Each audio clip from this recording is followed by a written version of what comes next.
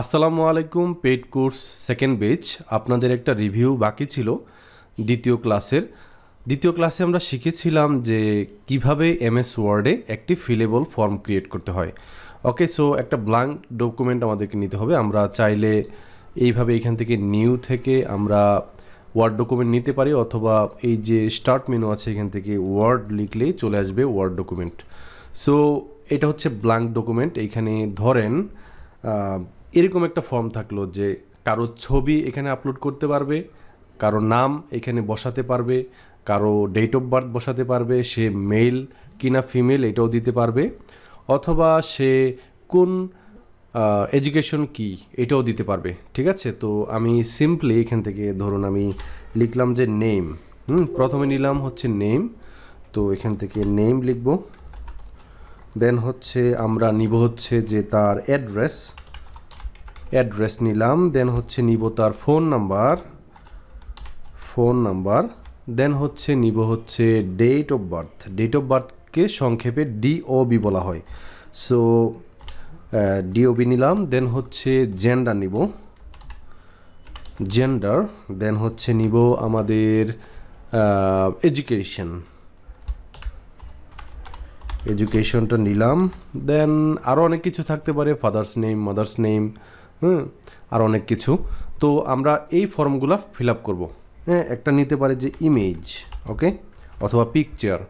তো এইগুলোর জন্য আমরা যখন ফিলেবল ফর্ম ক্রিয়েট করব, এখানে দেখেন প্রথমে আছে ফাইল, দেন হচ্ছে home, insert, page layout, reference, mailing, review, view, then হচ্ছে ডেভেলপার।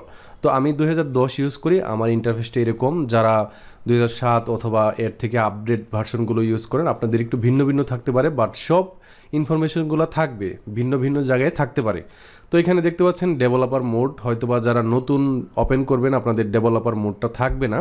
তো এখান থেকে ফাইল থেকে আমরা চলে যাব অপশন থেকে এইখানে দেখতে পাবেন যে কাস্টম রিবন নামে একটা অপশন আছে, এইখানে ক্লিক করতে হবে। দেন এই যে ডান পাশে মেইন ট্যাব, এখানে দেখবেন যে ডেভেলপারটা আপনাদের টিক চিহ্ন নাই। আমার যেহেতু টিক চিহ্ন আছে, তো আমি এই জন্য এটা এখানে পাচ্ছি, বুঝতে পারছেন। তো এখানে ওকে দিলাম। দেন হচ্ছে এই ডেভেলপার টুলেই আমরা সব কাজ করব। এইখান থেকে দেখতে পাচ্ছেন নেমটা একটা টেক্সট ফর্ম হয়, তাই না? তো ট্যাব চেপে আমরা একটু দূরে রাখি যাতে আমরা বুঝতে পারি। আর একটু ব্যাক করলাম। দেন হচ্ছে এখান থেকে এই যে প্লেন টেক্সট কন্টেন্ট কন্ট্রোল এইখানে ক্লিক করে দিব। ওকে, দেন হচ্ছে এখান থেকে ডিজাইনে থেকে আমরা প্রপার্টিস থেকে এটার একটা নাম দিব, ধরেন নেম নাম দিলাম, ঠিক আছে।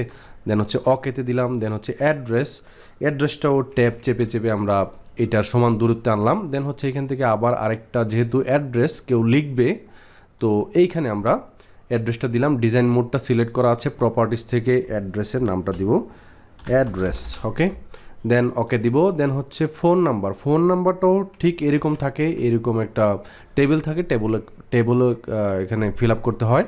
সো এইটাকেও আমরা এখান থেকে একটা টেক্সট দিয়ে নিব। দেন হচ্ছে প্রপার্টিস থেকে নাম দিব হচ্ছে ফোন। ওকে, দেন হচ্ছে ওকেতে দিলাম। দেন হচ্ছে ডেট অফ বার্থ তো মানে ক্যালেন্ডার থাকে, তাই না? দেখেন এখানে ক্যালেন্ডার, এই যে দেখেন ডেট পিকার কন্টেন্ট কন্ট্রোল, এইখানে ক্লিক করে দিব। সো আমাদের একটা ক্যালেন্ডারের একটা অপশন চলে আসবে। দেন হচ্ছে প্রপার্টিস থেকে আমরা এটার নাম দিব হচ্ছে ডেট দিলাম। দেন হচ্ছে ওকেতে দিলাম। দেন হচ্ছে জেন্ডার সে ফিমেল না মেল। তো এটা ফিল আপ করার জন্য দুইটা অপশন থাকে, মেল লেখা থাকে, দেন হচ্ছে একটা রেডিও বাটন থাকে, এটা মানে সিলেক্ট করা যায়। তো এখান থেকে রেডিও বাটন পাওয়ার জন্য একদম লাস্টের যে কোনায় যে এটা আছে ড্রপ মেনু আছে, এখানে ক্লিক করে আমরা এই যে রেডিও বাটনটা নিব। এখানে দেখতে পাচ্ছেন রেডিও বাটনের নামটা আমরা যদি মেল লিখে দিই তাহলে মেল চলে আসবে। সো এটা দেওয়ার জন্য আমাদের এই যে প্রপার্টিস থেকে যেতে হবে, এই যে অপশন বাটন 1, এখান থেকে আমরা মেল লিখে দিব, ঠিক আছে। দেন হচ্ছে এটাকে একটু ছোট করে দিই, এত বড় দরকার নেই আমাদের। দেন এইখানে আরেকটা ফিমেলের একটা নিতে হবে, তাই এখান থেকে আরেকটা রেডিও বাটন নিব। এইখানে নাম দিব হচ্ছে এটার নাম দিব হচ্ছে ফিমেল। ওকে, তো ফিমেল নিলাম। দেখেন আমাদের রেডিও বাটন দুইটা হয়ে গেল। দেন হচ্ছে এডুকেশনটাও ট্যাপ করে আমরা নিতে পারি। এখানে দেখেন, এখানে যদি এসএসসি অথবা অনেকগুলো অপশন থাকতে পারে, বিএসসি, আপনি কোনটা, আপনার এডুকেশন কোয়ালিফিকেশন কি, এগুলোর জন্য একটা চেক বক্স নিব, তাই না? এই যে চেক বক্স এখানে আছে, সো এখানে ক্লিক করলাম। তো এখান থেকে চেকবক্স 1-এর নাম দিলাম হচ্ছে এসএসসি। ওকে, দেন আরেকটা চেকবক্স নিব, এটা আরেকটা ছোটো করে দেই। এইখানে আরেকটা চেকবক্সে নাম থাকবে ধরেন আপনার এইচএসসি। তো এটাকে যে চেকবক্সে 2-তে এইচএসসি লিখে দিব, এইচএসসি। ওকে, ধরুন আমি এই দুইটাই দিলাম। দেন হচ্ছে ইমেজে কেউ ইমেজ আপলোড করতে পারবে নিজেদের, ঠিক আছে। তো এটা করার জন্য দেখেন এখানে যে ইমেজের একটা পিকচার কন্টেন্ট কন্ট্রোল, এখানে ক্লিক করতে হবে। দেন হচ্ছে এটার নাম দিতে হবে, ধরেন আমি দিলাম হচ্ছে ইমেজ। ওকে, তো আমাদের কাজ শেষ, আমরা ওকে দিলাম এখানে। দেন সবগুলোকে সিলেক্ট করতে হবে, কন্ট্রোল-A দিয়েও সিলেক্ট করতে পারেন অথবা ম্যানুয়ালি আপনারা সিলেক্ট করবেন।